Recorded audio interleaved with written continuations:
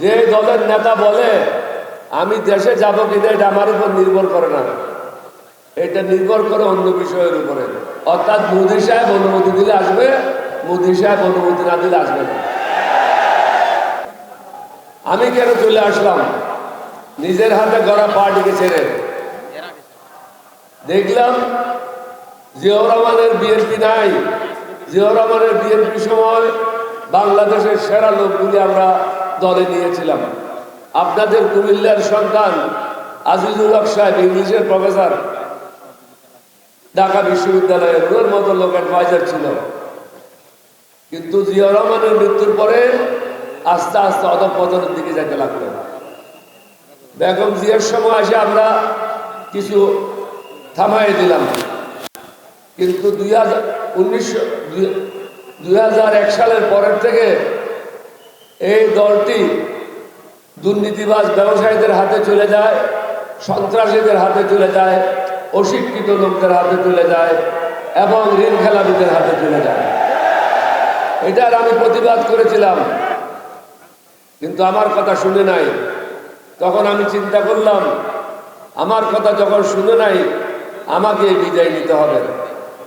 আমি তখন পৃথিবীর ইতিহাসে হয় নাই সাবেক রাষ্ট্রপতি, সাবেক স্পিকার, 6 জন মন্ত্রী, প্রায় 24 জন এমপি, পৃথিবীতে কোনোখানে হয় না এরকম ঘটনা। তাদেরকে নিয়ে বিএনপির বিরুদ্ধে আমরা বিদ্রোহ করে নতুন দল গঠন করেছিলাম। আমাকে মারার জন্য আমার ঘরে 6 জন অস্ত্রধারী লোক আসছিল। আল্লাহর মেহরবানি, নবীজির দয়া, আমাকে হত্যা করতে পারবে। আমার লাইফের উপরে যাবৎ 6 বার অ্যাটেম্প নেওয়া হয়েছে, কিন্তু কুত্তাদের গুলিতে আমি কখনো মরব না। আপনাদেরকে অনুরোধ করব, যে দলটা জনগণ প্রত্যাখ্যান করেছে, একটা হলো আওয়ামী লীগ আর একটা হলো বিএনপি। এটা প্রত্যাখ্যিত দল। যে দলের নেতা বলে আমি দেশে যাব কিনা এটা আমার উপর নির্ভর করে না, এটা নির্ভর করে অন্য বিষয়ের উপরে। অর্থাৎ মোদী সাহেব অনুমতি দিলে আসবে, মোদী সাহেব অনুমতি না দিলে আসবে না। আপনারা কি মোদীর গোলাম?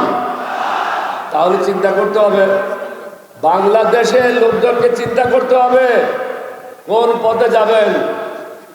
মোদীর গোলামি করবেন না বাংলাদেশের জনগণের গোলামি করবেন, এটা চিন্তা করতে হবে। এখানে জামাত ইসলামের বিষয় না, এলডিপির বিষয় না, বাংলাদেশের স্বাধীনতা সার্বভৌমত্বের বিষয়।